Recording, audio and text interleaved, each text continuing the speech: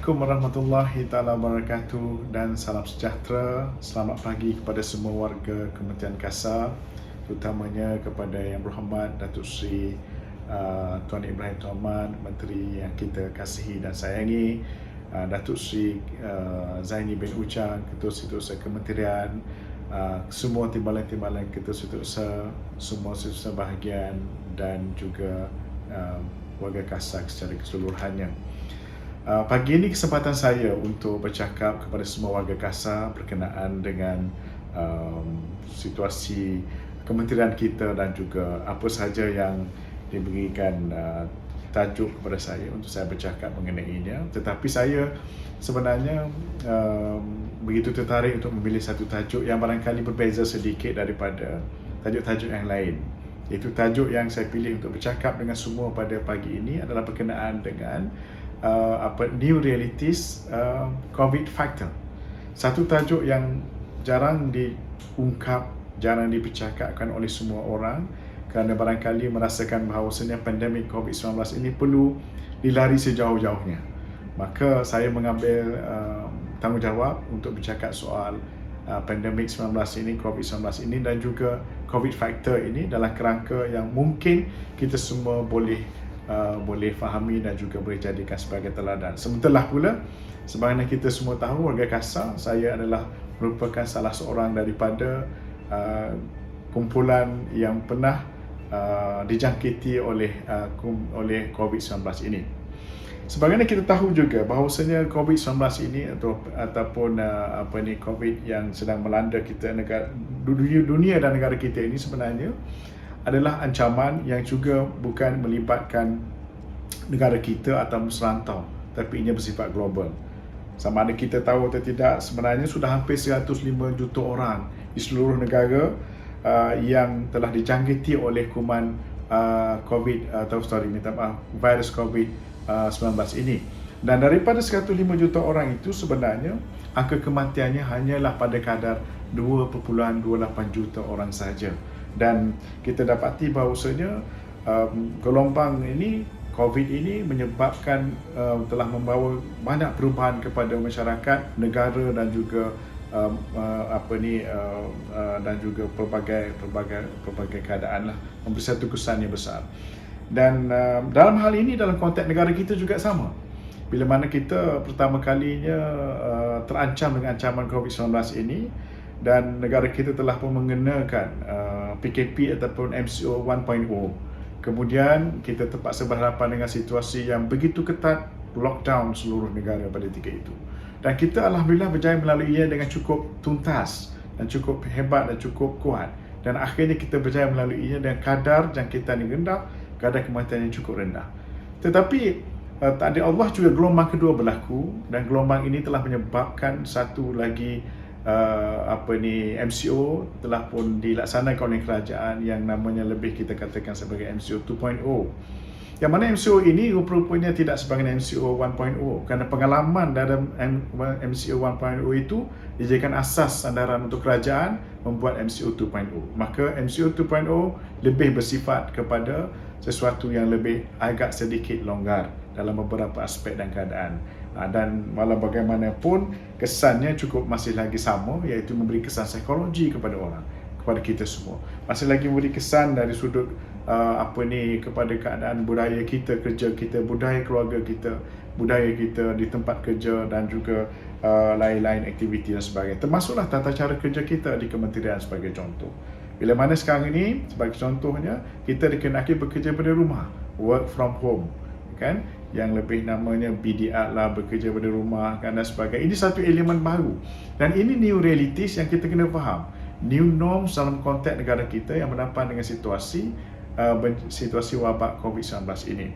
Walau bagaimanapun, apa yang penting pada saya dalam konteks ini ialah apabila kita berhadapan dengan situasi COVID-19 ini, bekerja daripada rumah sebagai contohnya tata cara yang dikendaki oleh pihak kementerian, 30% saja kita bekerja di tempat kerja, dan itu pun alternate dan sebagainya. Maka yang penting bagi kita adalah spirit kerja tidak perlu berubah, walaupun perubahan berlaku dalam bentuk norma ataupun kaedah tata cara bekerja. Tetapi spiritnya jangan kita kita longgarkan ataupun kita kendorkan kerana tak kala kita bekerja di rumah, maka disiplin kita pun kita rencanakan semula, dan tidak perlu begitu. Yang penting ialah pada pandangan saya ialah kita harus teruskan disiplin yang sebenarnya sedia ada, semangat kerja sebagaimana sedia ada, motivasi sebagaimana sedia ada dan sebagainya. Itu yang penting. Sebab itu kadang-kadang barangkali saya yakin pihak tertinggi kementerian, mungkin KSU, Timbalan Ketua bos-bos kita yang ada, mungkin sekali-sekala akan buat spot check pada kita. Bukan kerana mereka mahukan bahawasanya kita ini dalam keadaan yang sentiasa dicurigai, tidak, tetapi kerana itu merupakan salah satu daripada proses di mana kita nak pastikan momentum kerja yang kita ada itu perlu kita kekalkan, dan perlu kalau boleh kita tambah daripada yang sedia ada. Kerana mengakali kerja di rumah itu memberi satu motivasi yang cukup berbeza daripada kerja di tempat kerja yang asal dan sebagainya, sebenar dan sebagainya. Dan dalam hal ini juga untuk makluman semua saudara-saudari warga kasar sekalian, saya melihat bahawasanya dalam konteks yang lebih besar, menyentuh tentang pengalaman saya. Ada ramai orang bertanya saya, even Astro pun bertanya saya, apa pengalaman Datuk bila berhadapan dengan pernah mengalami atau jangkiti virus COVID-19 ini. Maka saya suka kongsi dengan semua warga kementerian. Kita sebenarnya apabila kita bercakap tentang jangkitan COVID-19 ini, kita kena faham COVID-19 ini, virus ini dia jadi ada dalam tubuh manusia, dia boleh kekal dalam tubuh kita, badan kita hanya untuk tempoh 7 hari saja. Dia tidak akan lebih daripada 7 hari. Saya ceritakan bagaimana evolusi virus bila terkena kepada kita. Yang pertama ialah kita kena faham ianya bersifat sementara. Okey, itu kita kena faham. Yang kedua, bila terkena dengan jangkitan virus ini, maka kita kena mempunyai satu mental yang cukup kuat. Kita tak boleh bila kena kita down. Jangan begitu. Bila kita kena, ambil langkah positif bahawasanya kita sudah pun memang dijangkiti. Kita tidak boleh lagi mengatakan bolak-balik, aku macam kenapalah aku kena, kenapa tidak orang lain. Jangan ambil tindakan begitu. Apa yang penting bila kena, maka kita terus kepada ambil langkah yang sepatutnya. Iaitu kalau kita dikenaki di kuarantin, di hospital, maka kita kena pergi ke hospital. Tak perlu kita bolak-balik, tak, aku rasa aku okey, tidak perlu. Tapi kalau kita rasa Kementerian Kesihatan kata cukup memadai kuarantin di rumah, maka kita perlu berkuarantin di rumah. Macam saya dahulu, saya dikenaki kuarantin di hospital. Sebab pada waktu saya dulu, kita masih tidak ada konsep kuarantin, home kuarantin, tidak ada. Home kuarantin ini dah lama diamalkan di negara-negara barat. Di UK sebenarnya tidak akan ada, dia tidak akan ditempatkan di hospital, melainkan kritikal. Semuanya berada di rumah. Tapi dia awasi rapat oleh pihak perubatan. Begitu juga dengan sekarang. Makanya apabila kena jangkitan ini sebagai contoh, maka kita jangan panik. Kita jangan menyalahkan orang. Kita jangan ambil tindakan di mana menyebabkan akhirnya semua keluarga kita pun menjadi susah dan sebagainya. Ambil langkah positif, hadapinya dengan tenang dan ikut nasihat yang dibuat oleh pihak Kementerian Pendidikan. Kementerian Kesihatan. Di dalam hal macam ini, ingat kita harus faham. Yang rakan sejawab, bila kita kena ni satu perkara yang menarik. Pengalaman saya sendiri, bila saya kena, maka ramai yang menghentam mengatakan kenapa inilah tak ada, biarlah mereka mati dulu dan sebagainya, padan muka dan sebagainya. Ini satu perkara yang cukup pada saya, satu perkara yang cukup berbeza. Berbeza kerana sepatutnya apabila kita melihat orang, kawan-kawan kita, sesiapa sahaja saudara kita yang terkena sakit dan sebagainya, apa yang harus kita buatlah mendoakan orang itu supaya cepat sembuh. Bukan kita menghina, bukan kita mengkritik, bukan kita mengenakan satu perkara yang negatif yang akhirnya daripada seorang saja kena satu keluarga dikenakan diserang dengan serangan-serangan persepsi negatif dan sebagainya. Itu tidak baik sebenarnya. Itu tidak baik. Langsung tidak kena adab dan kaedah dan caranya. Maka kita harus mendoakan mereka. Macam saya dululah, bila saya kena begitu. Dah tugas saya sebagai seorang ahli politik, apabila berlaku pilihan raya negeri, maka saya perlu turun untuk membantu parti, memastikan bahawasanya kerajaan yang ada dapat dikekalkan. Maka itu tugasnya. Maka bila kena, makanya kita tidak ada pilihan, kita pun tidak mau kena. Tidak ada seorang pun orang politik yang mendaftarkan nama dalam borang ini untuk kena jangkitan COVID, tidak ada. Tetapi takdirnya kita kena. Maka bila kena, sepatutnya kita ni semua mendoakan. Dan saya ucap terima kasih kepada seluruh warga Kasar yang telah mendoakan kesihatan saya sepanjang saya berada di hospital. Saya hanya berada di hospital selama 11 hari. Saya tidak ada simptom, saya tidak ada sakit lain, dan saya tidak ada sebarang perkara yang menunjukkan saya ada dijangkiti oleh virus COVID-19 ini. Tetapi tadi Allah, saya terkena. Namun pegawai saya, bapa saya, pemandu saya, pegawai khas saya, siswa sulit saya, isteri saya, anak saya, alhamdulillah tidak kena. So dalam hal macam ni, kita teruskan dengan keadaan yang betul. Bagi diri yang kena, maka kena kuat semangat. 11 hari di kuarantin sepanjang pengalaman saya, kita harus menetapkan diri kita dalam fasa-fasa tertentu. Meletakkan diri kita dalam mood yang begitu positif supaya kita dapat lawan. Sebab selain daripada aspek kesihatan yang dibantu oleh perubatan pharmaceutical ini, maka kita juga harus ada kekuatan dalaman yang kuat. Hubungan kita dengan hablum minallah itu betul-betul menjadi kuat dalam hal yang sebegitu. Begitu juga dalam hablum minannas, hubungan sesama manusia di mana rakan-rakan memberi sokongan dan sebagainya. Alhamdulillah. Juga dalam hal ini saya ingin sarankan kepada semua pihak yang ada sebagai langkah yang penting apabila kita berhadapan keadaan begini, kita kena faham kerajaan sekarang ini cuba sebaik mungkin untuk membantu kita.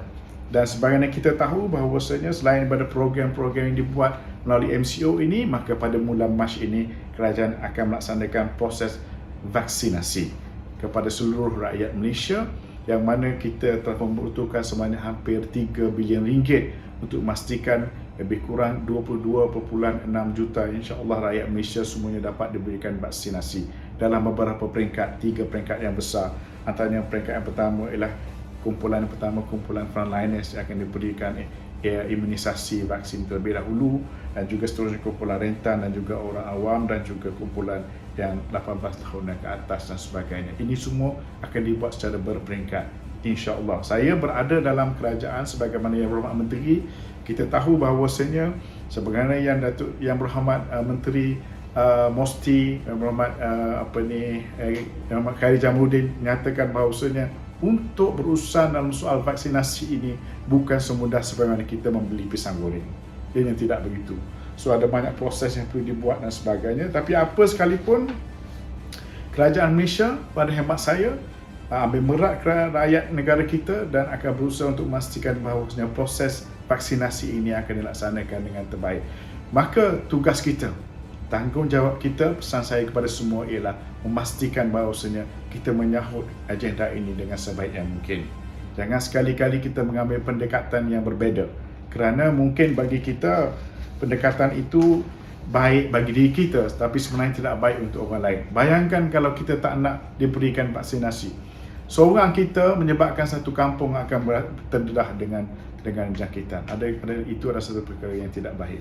Makanya dalam hal ini saya menyeru pada semua, sokonglah sebarang bentuk langkah-langkah yang telah kerajaan inisiatifkan demi untuk kejayaan kita pada masa akan datang dan kejayaan kita kepada seluruhnya.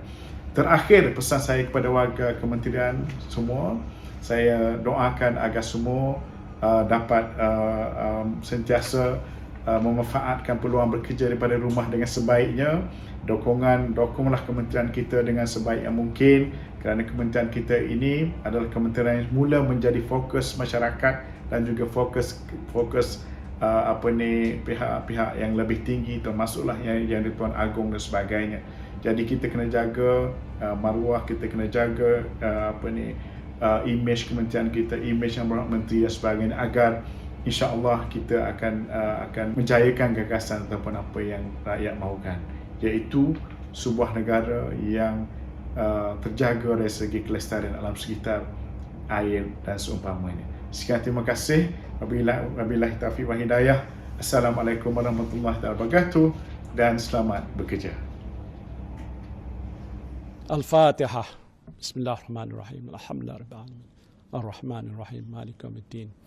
إياك نعبد وإياك نستعين اهدنا الصراط المستقيم صراط الذين أنعمت عليهم غير المغضوب عليهم ولا الضالين آمين. بسم الله الرحمن الرحيم. الحمد لله رب العالمين حمدا يوافي نعمه ويكافي مزيده. يا ربنا لك الحمد ولك الشكر كما ينبغي لجلال وجهك وعظيم سلطانك. Ya Allah, Ya Rahman, Ya Rahim, Engkau ampunilah dosa-dosa kami. Engkau rahmatilah diri kami, keluarga kami dan negara kami. Engkau lindungilah hamba-Mu yang kredit ini daripada segala musibah. Engkau jauhilah diri kami daripada penyakit yang berbahaya dan wabak yang mengancam nyawa. Engkau hindarilah kami daripada balak yang berat dan takdir yang buruk. Ya Allah, Ya Rahman, Ya Rahim, Engkau berilah kekuatan, kecekalan dan kesabaran kepada kami untuk menghadapi dugaan-Mu yang berat ini.